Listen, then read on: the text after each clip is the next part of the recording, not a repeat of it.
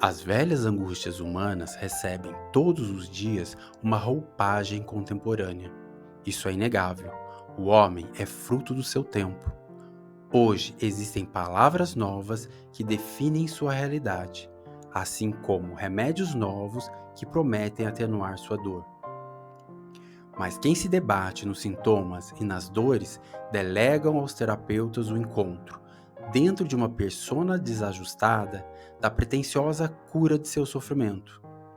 Os mesmos terapeutas que também, além de viverem no mesmo tempo, terem suas próprias questões, terem inúmeras técnicas terapêuticas, precisam entrar e sair dessa caverna escura e complexa que é a mente humana, com as melhores escolhas.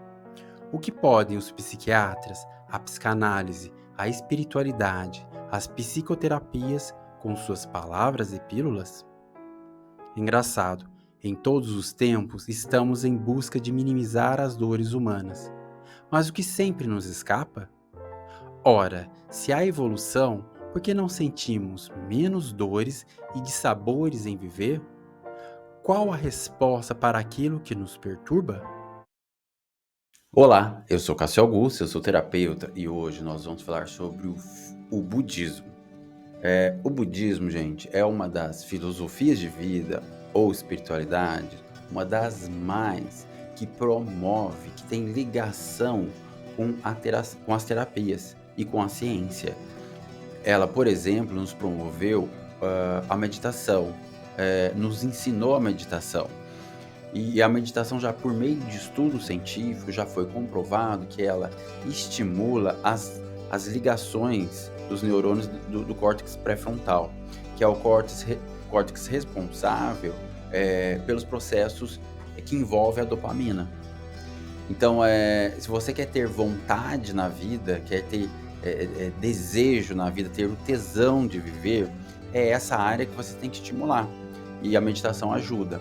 Por outro lado, uma mente muito acelerada, uma mente que está já num processo doentio, já está cheio de interpretações equivocadas, cheio de esquemas, cheio de fixações, de crenças limitantes, não permite dar esse passo para trás e ativar o observador, que na verdade é a nossa metacognição. Então, a gente vai precisar de várias outras técnicas, primeiro para estabilizar essa pessoa, para depois que ela consiga promover a meditação na vida dela. Lembrando que a meditação não acontece só no modelo budista, que é sentar em silêncio e tentar ou não pensar em nada, quando você consegue, e é muito raro as pessoas conseguirem isso, ou tirar o foco da atenção para algo, ou ouvir algo, ou sentir no tato, qualquer coisa que tire você daquilo que você está pensando, que você está racionalizando, que é uma conduta de uma mente já num processo fora de sintonia com as cognições. Tira você de sintonia com as suas cognições. Vocês entendem isso? Então eu vou ensinar outras técnicas também diferentes dessas depois em outros vídeos. Esse é só para falar de budismo. Gente, o budismo é uma espiritualidade muito antiga que tem vários elementos que se conectam às terapias. De dentro dos templos budistas saíram máximas fantásticas. E aí eu convido vocês a conhecerem o chamado corvo seco. Eu vou passar um pedacinho aqui pra gente já já. O corvo seco ele não tem nada a ver com budismo necessariamente. Ele envolve as máximas budistas e filosóficas, mas a gente vai nos ater nesse momento às máximas budistas. Quando uma mente para, se afasta e pensa, ela chega a determinados, ela desperta, tá? E aí ela chega em determinados, como é que eu vou dizer? É um despertar e perspectivas. Ela promove inúmeras perspectivas. Além disso, o que são perspectivas? Podem servir de ferramentas para a gente se autorregular, para a gente ter uma visão maior da vida, uma visão mais realista da vida. Então, promove, não quer dizer que seja, tá? Mas promove muitíssimamente. Em outras palavras, o budismo funciona? Funciona para todos? Não. Ok? Vocês entenderam, né? Então, as respostas não estão dentro de uma espiritualidade ou dentro de uma ciência. Você vai encontrar respostas e ferramentas cognitivas em todas, gente. Agora não é hora mais de separar, é hora de unir as terapias e as espiritualidades para a gente ter inúmeras ferramentas para a gente se autorregular, despertar e começar a perceber a metacognição em nós e dessa forma a gente consegue se autorregular. Vocês entendem, gente? Então é isso. No próximo vídeo, inclusive de terapia, nós vamos falar só de dopamina. E a gente fala tanto de dopamina, mas o que dopamina é? O que dopamina faz? Vamos ver direitinho como é que ela funciona na gente. Pra que a gente precisa saber disso? Para a mesma coisa que você precisa saber como é que funciona o budismo, quais as ferramentas que o budismo te oferece, para que você escolha qual das ferramentas é mais adequada a você, qual vai ter mais efetividade em você. Vocês entendem, gente? Então, o que as máximas budistas promovem no final? Ela promove uma coisa maravilhosa, que é a desconstrução do ego, a desconstrução do eu.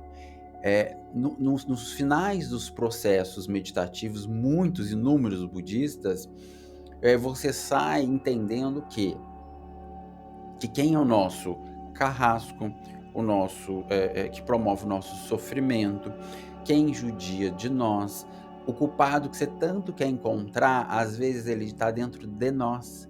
Nós somos os culpados por agarrarmos, nos apegarmos a dores enormes, a problemas enormes que vêm ao longo da vida, lá no processo infantil, quando você internalizou uma psique, quando você se defendeu de algo e você usou uma ferramenta cognitiva de maneira talvez equivocada ou talvez correta até, para você se proteger naquele momento, mas que não serve mais para você como adulto. Por exemplo, ser um adulto que ganha as coisas pela manha, eh pela chantagem, pela cara feia, pelo processo de silenciar-se, para forçar o outro a fazer o que você quer. Tudo isso são ferramentas cognitivas infantis, que funcionam para uma criança, mas não funciona mais como adulto. Você precisa amadurecer essa cognição. E isso que o budismo promove às pessoas, nos finais de muitos processos meditativos. Porque aí você vê as máximas de grandes mestres budistas que são lançadas e às vezes a gente não entende. Só que no final ele está querendo dizer o seguinte: gente, seu maior carrasco é você mesmo, aquele que judia de você é você mesmo, é tudo eu. A ideia é você se desapegar desse eu, abrir a sua mente e estimular outras cognições. O que acontece? Como você está preso dentro do esquema, dentro de uma fixação, a única coisa que você vê e percebe é o esquema e a fixação. E ai de quem, você fica puto, ai de quem não entender a minha dor. A minha dor é a dor mais importante do mundo, ela é a maior de todas. Olha para mim, me veja. Isso, quem faz isso, gente? É criança. Adulto não precisa mais desses subterfúgios para chamar a atenção. Ele pode dizer: nossa, tem alguma coisa errada comigo, eu não estou me sentindo bem. Isso é a metacognição, ó. Ó, ela pensando. Se você ficar em estratégia infantilizada, aí você vai ser socorrido, aí você vai ficar bem, dopamina não saudável mais, porque ela não cabe a esse tempo, a essa idade, mas é dopamina. Então você acorda com vontade de fazer mais manha, mais birra, terapia de silêncio, agressão, diminuir o outro, porque aí o outro tenta dar o máximo para te agradar. Porque quando você fica felizinho, aí fica tudo bem. Você entende? Você entende a estratégia que a mente faz para continuar, como é que eu vou dizer? Sob controle. Só que quem que tá perdendo? Você primeiro, você que tá perdendo. Porque você não está sendo estimulado a crescer, você não está sendo estimulado a se desenvolver, a criar outras habilidades cognitivas para você ser grande. Não grande só na mente, mas grande também em todas as áreas da sua vida. Então você é o primeiro que está perdendo. Além disso, está desgastando as relações próximas a você, que não durarão. E aí você vai pro próximo, vai perdendo o senso de laço, o senso de afetividade, você vai perdendo a ocitocina nas relações, você vai ficando frio, você vai ficando desconfiado, você vai ficando, como é que eu vou dizer, um ser humano limitado e sofrendo, porque você não vai ficar feliz com isso. Você já sabe disso, que a felicidade por diminuir o outro, ela é rápida e tem uma efetividade muito pequena. Ela dura muito pouco, no máximo um dia. Você pode até acordar no outro dia ainda felizinho com aquilo que você fez, mas depois acabou, não tem mais. E aquela pessoa, a cada momento que ela vai sendo agredida, ela vai se afastando de você, e você sabe disso. Você sabe disso, até o ponto de ser insustentável para ela. E aí vai ser assim sempre, sempre, sempre, sempre. Você quer isso para você?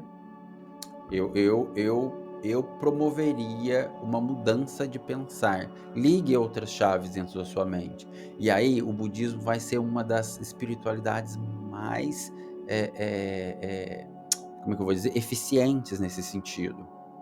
Mas ela só é eficiente quando você consegue parar a mente acelerada.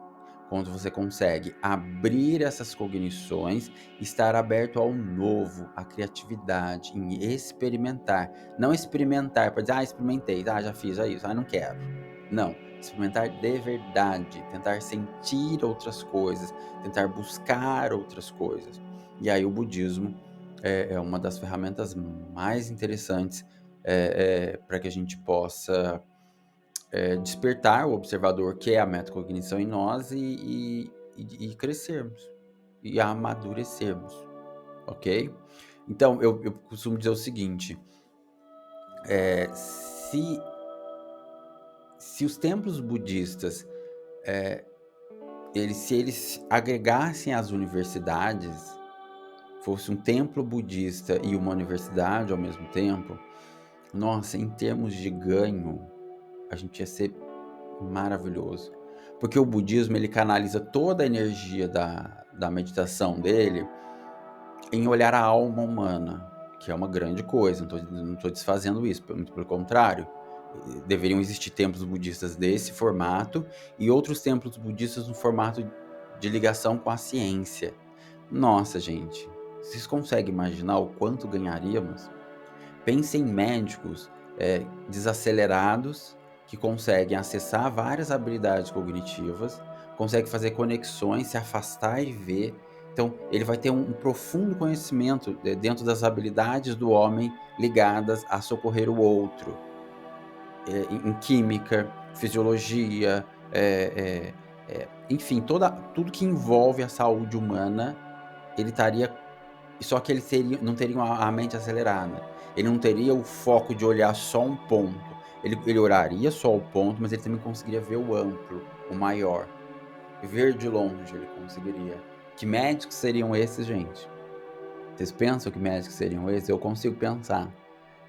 Seriam médicos com uma intuição afinada. Eu olharia o paciente, não só nos exames, mas também em toda a parte mental dele. Ele olharia ele 360, vamos dizer assim. O diagnóstico dele poderia ser muito mais preciso dos diagnósticos que são dados hoje. E eu estou dando exemplo só dos médicos, tá, gente? Pensem em professores budistas. Olha que legal. Psicólogos budistas. E aí, vamos tirar então o título budismo. Psicólogos ou pessoas que estimulam a metacognição por um processo meditativo. Vocês entendem? Que já é comprovadamente eficaz pela própria ciência. Vocês pensam nisso? Só que pensa você dentro de um templo budista sendo promovido a tanto estudar quanto controlar a mente e a alma humana.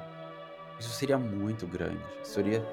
Pense em templos budistas de fazerem um uma união com universidades, sair do templo budista, ir além do templo budista, que tenham esse modelo também. Eu não descarto, tudo é bom e eficiente, tudo traz benefício para o homem.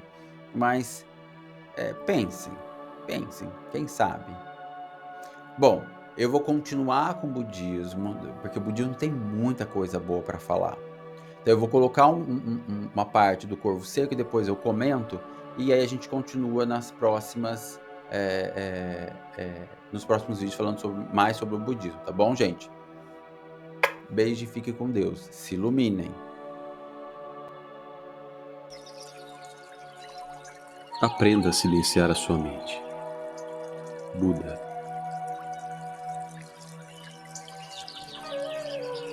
Diz a lenda que um dia, já em idade avançada, Buda passava por uma floresta. Era um dia quente de verão e ele estava com muita sede.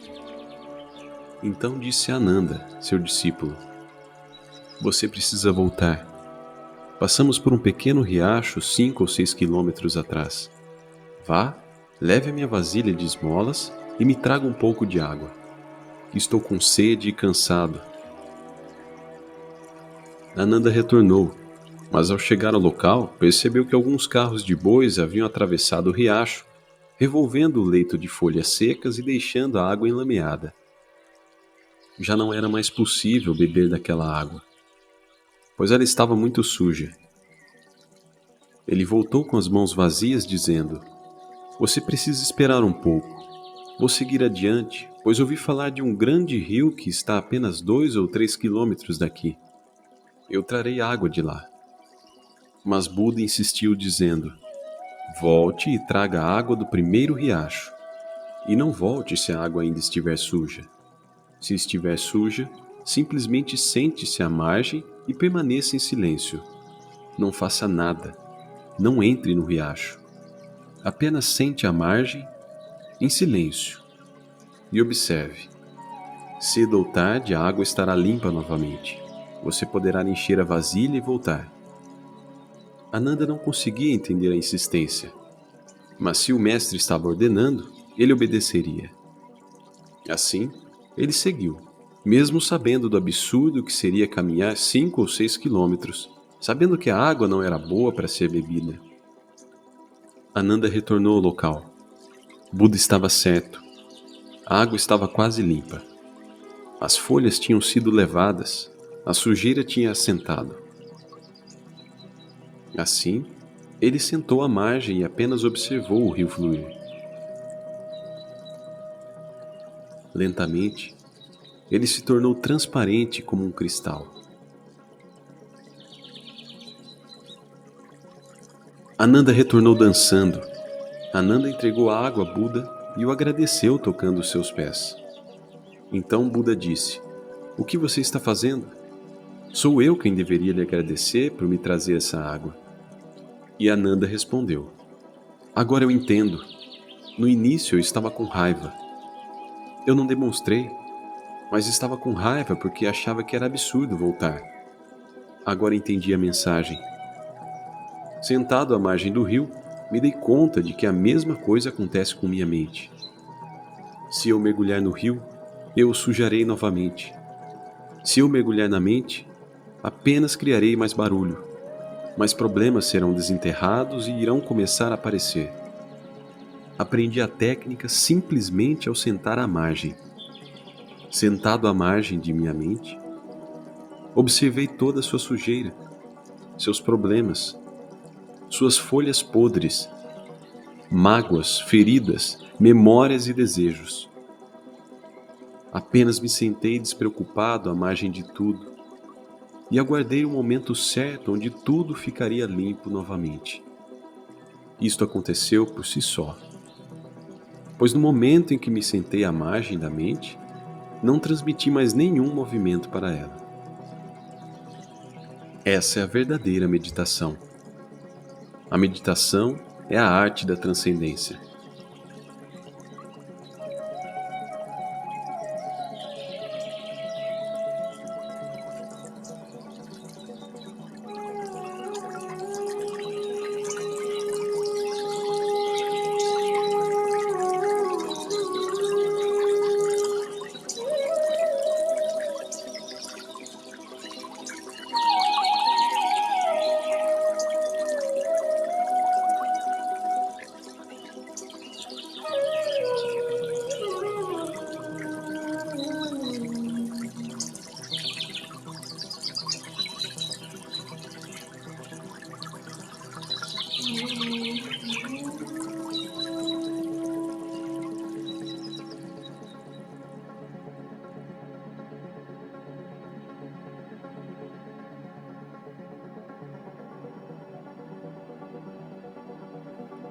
Gente, não repara no meu kimono improvisado, mas é o que tinha pra hoje.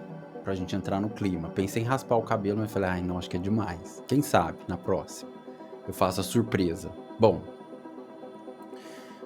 vocês perceberam como é que o budismo funciona? É uma espiritualidade milenar que traz uma sabedoria em explicações muito rotineiras, cotidianas, simples, que fala muito da mente humana.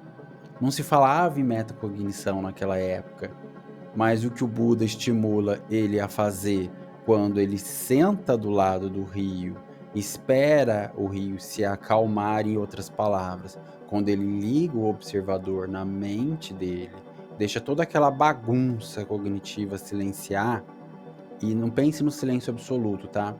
Mas você tá tão preso numa dor, tão preso numa ideia, numa fixação, que você só vê a ideia e a fixação. Você é o copo cheio, o pequeno copo cheio dentro de uma mente que pode ser um grande oceano. E que você só desperta e percebe o grande oceano, ignora o copo. O que é o copo? O copo são os nossos egos. Você tem múltiplos egos dentro da sua mente, que são inúmeras cognições.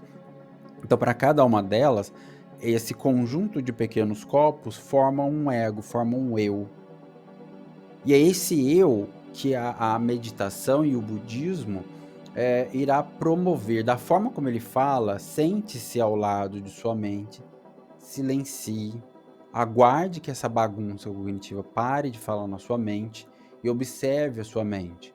Com o passar do tempo, como você vai ver outras perspectivas, você talvez até abandone esse copo, que foi bom para você até um certo ponto, mas que agora não é mais. Eu posso abandonar esse ego ferido, esse ego que traz um transtorno, esse ego que está preso num esquema, numa fixação, numa ideia limitadora, que entende que só ele é o certo, só ele é capaz de dar aquilo que você precisa.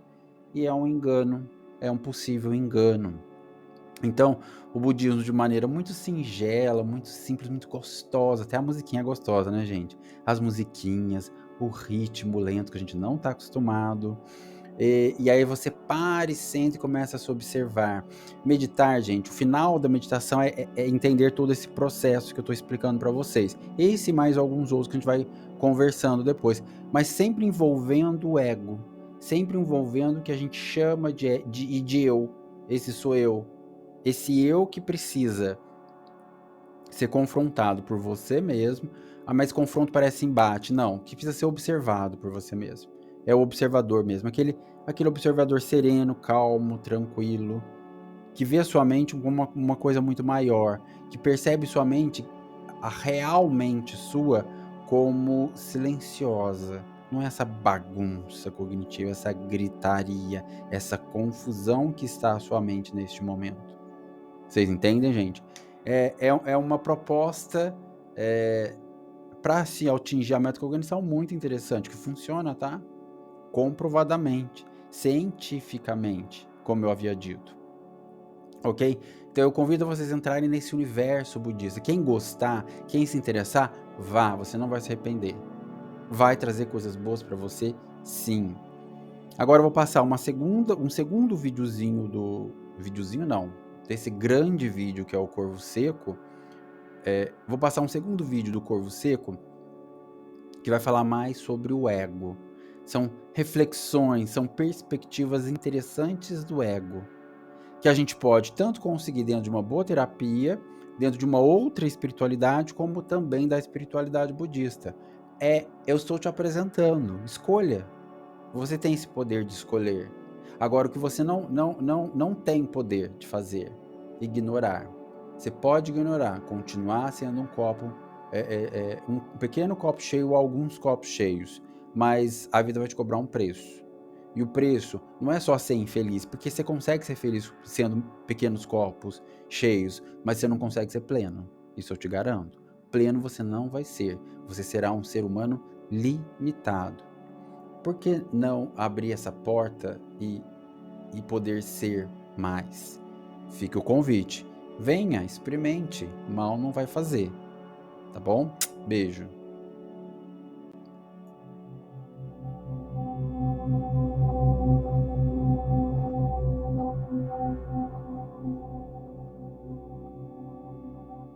paz vem de dentro de você mesmo. Não procure a sua volta.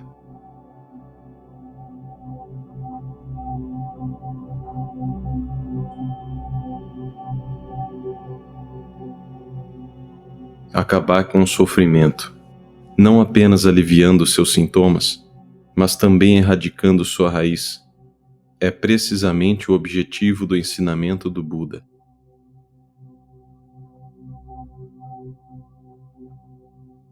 Primeiro, devemos perceber que a verdadeira causa do sofrimento não está fora, mas dentro.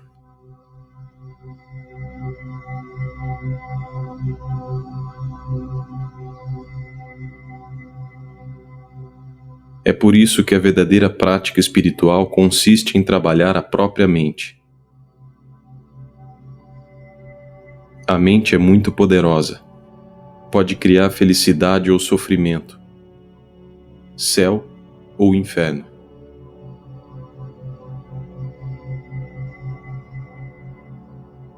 Buda disse que uma mente disciplinada traz felicidade. Trabalhar a mente é um assunto muito vasto. Na verdade, é o assunto de todo o Dharma do Buda.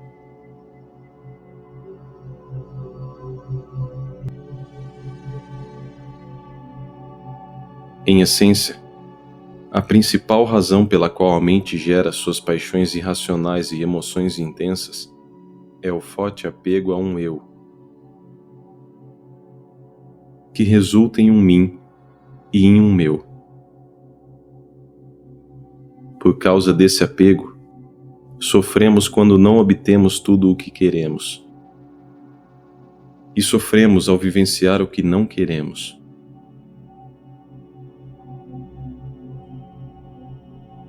É meditando continuamente sobre a natureza ilusória e insubstancial da mente, do ego e do eu, que lentamente podemos dissolver o apego sob as formas de avidez e aversão.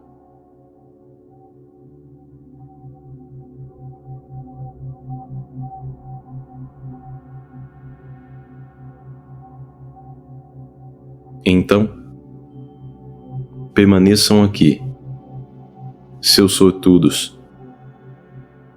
Desapeguem-se e sejam felizes no estado natural. Abandone a sua vida complicada e a confusão diária.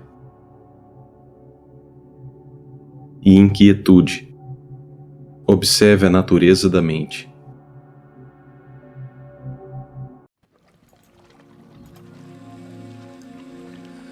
O segredo da saúde mental e corporal está em não lamentar o passado, não se preocupar com o futuro, nem se adiantar aos problemas, mas viver sábia e seriamente o presente.